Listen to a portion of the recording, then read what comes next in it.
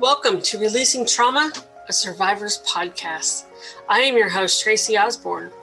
I am a survivor of emotional bullying, rape, sexual assault, domestic abuse, and grief. After losing my husband in 2019, I set off on a new adventure to help other women release their trauma and create a life they can cherish. Each week, I will feature a guest expert or survivor to share their stories, tips, wisdom, and more. The goal is so that you can take away even just the smallest nugget of information you can use in your life right now to make a change, and to remind you that you're not alone. There is life after trauma, and you can move from victim to thriver and create a life you can cherish. Hi, everybody. Welcome back to Releasing Trauma. I am your host, Tracy Osborne. With me today is Pia Muggerud, and we are going to be talking about quite a few things, but most importantly is our inner child and how to bring ourselves back to that essence that we are. So Pia, welcome to the show. Thank you so much for having me, Tracy. It's a topic very, very dear to my heart, so I'm thrilled to be here. Thank you. Well, I'm excited to have you. This is a topic that we do discuss quite regularly because it is so important to heal our inner child. But we don't talk a whole lot about our essence and coming back to our natural state. So I'm excited to dive into that. But before we do, why don't you tell us a little bit about your story? Sure. Very briefly, I wear a lot of hats, but I'm a women's personal mastery coach. I'm also a holistic counselor, and I do a type of trauma-informed breath work called biodynamic breath and trauma release. And the area that I really focus on working with is women with so-called good girl syndrome. And that's one of the roles that we take on as a sort of self-protection mechanism as a way to receive love. So some people might call it pleasers, but I use the term good girl syndrome, and I mainly focus on that because I'm a self-confessed or professed, I don't know what the word is. I'm a recovering good girl, and part of coming back to myself is exactly what we're going to be talking about today, is how to come back to that essence when we have all, to some extent, experienced trauma in our life, to the extent that we feel that we cannot be ourselves, that we lose contact with that inner essence, and instead take on roles to function in the world, and ultimately to connect and receive love. Wow. So let's dive in, because coming back to our essence is, I think, something that's just very foreign to so many of us. So what does that really mean? What does that look like? Well, if you imagine when we are born, we are absolutely perfect. Yes. We're full of wonder and love and curiosity and just full of beauty. And then so that's really our essence. And then at some point we have difficult experiences, and of course, as you will know, and your listeners that listen to your podcast will know, there's big T trauma, but then there's of course small T trauma. So trauma isn't all just like car accidents and attempted murder and things like that. It could be that you were left crying too long when you were a little baby. And so when we're little, and certainly when we're infants, our nervous system is not fully developed, so we cannot respond in the way that we respond as adults. So of course we don't have the resources to deal with the pain or suffering that we experience, and so therefore perhaps we feel overwhelmed in our system, and then we might even get to the point where we lose connection with that essence because of the hurt. And so if you can imagine, we have like a circle, a diagram of 3 circles. The innermost circle is our essence. And then what happens when the next layer is our wounded vulnerability. And that's where things like shame lives. Maybe there's fear, there's shock, there's, fight, flight, freeze, for example, right?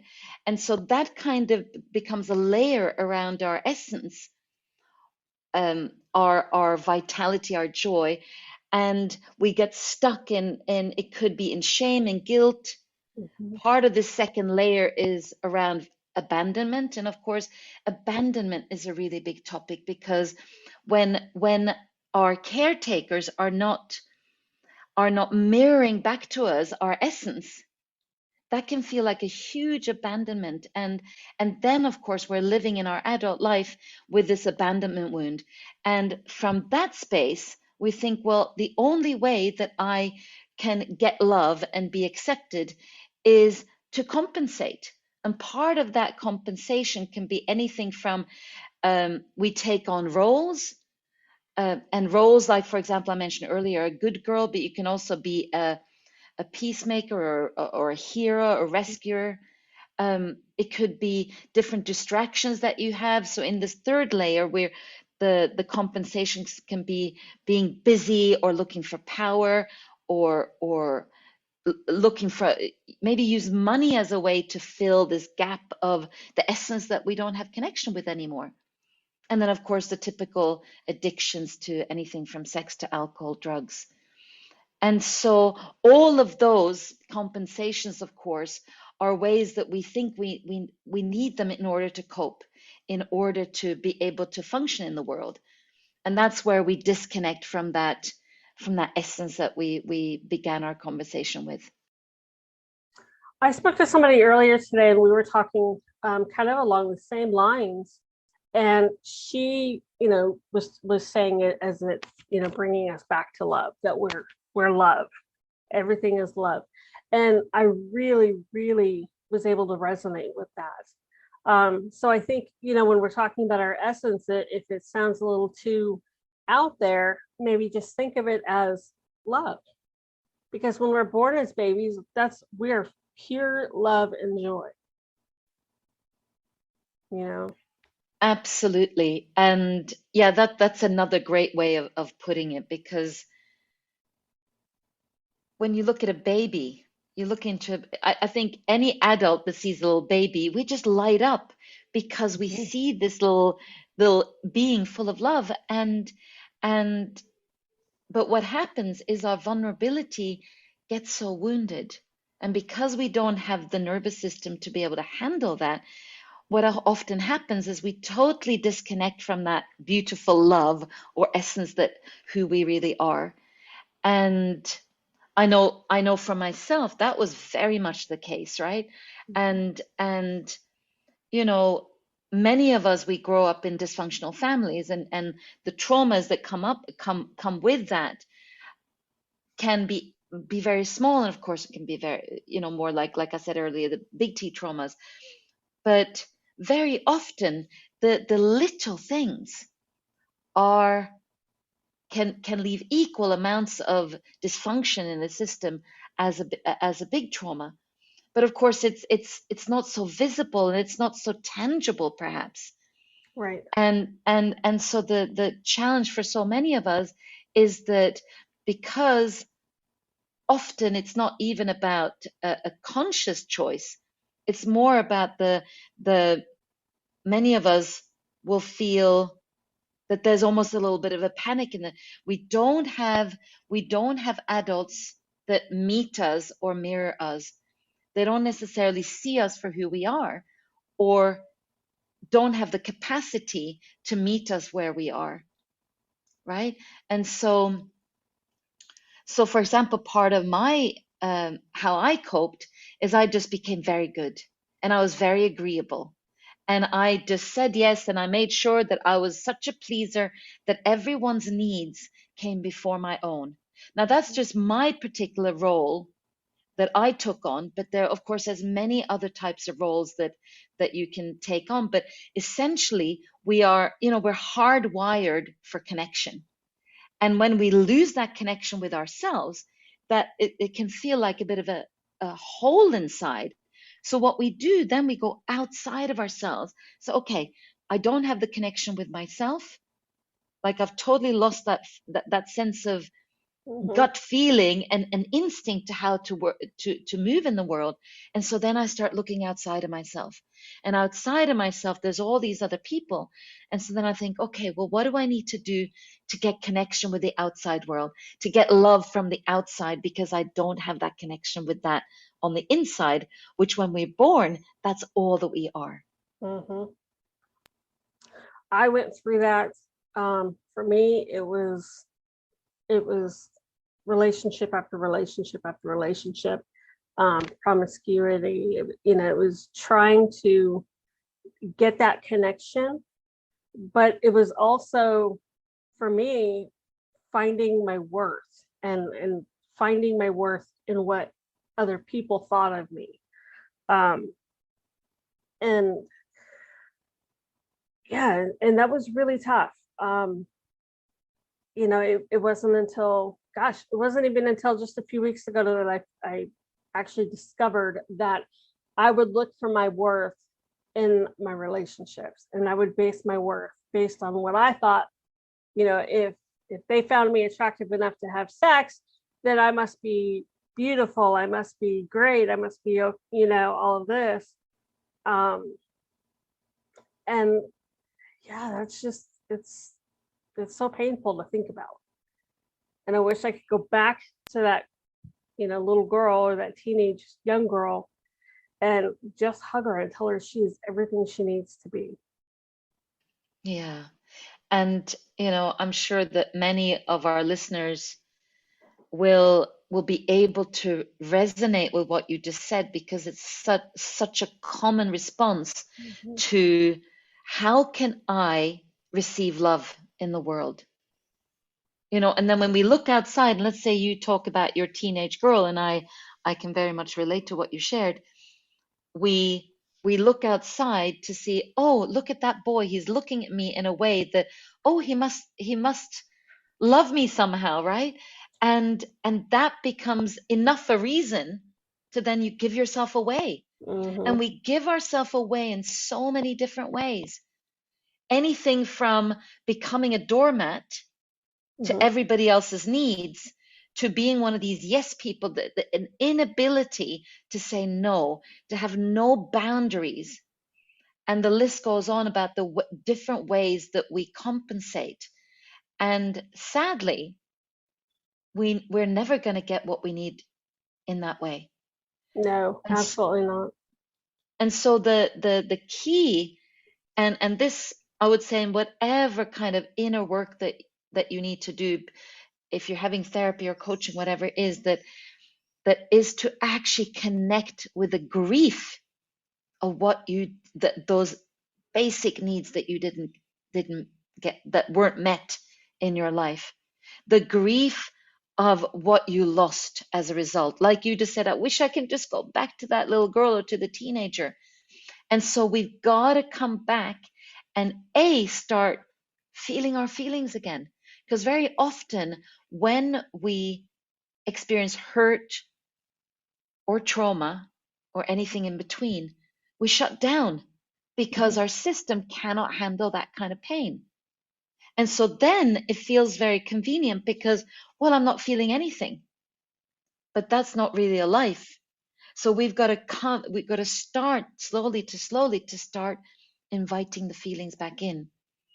And I would say one of the challenges with feeling our feelings again is, I think most of us, we think that we should only be feeling good feelings, right? We should only be happy.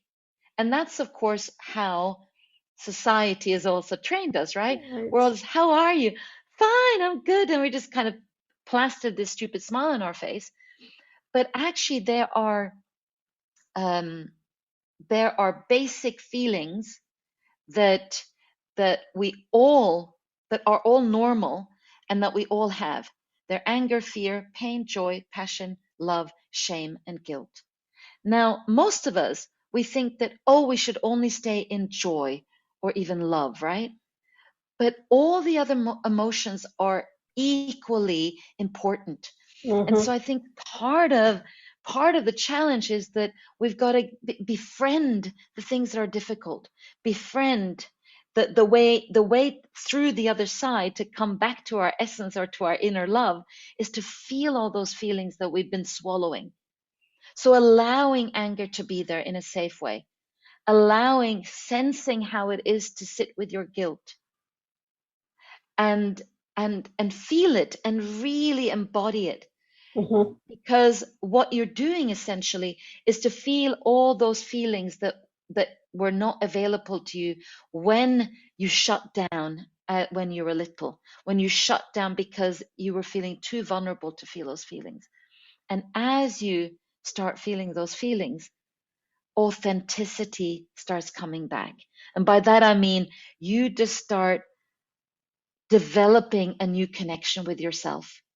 And from there, you start feeling what is right for you and what isn't right for you, rather than looking outwards for the cues about how to respond to moment.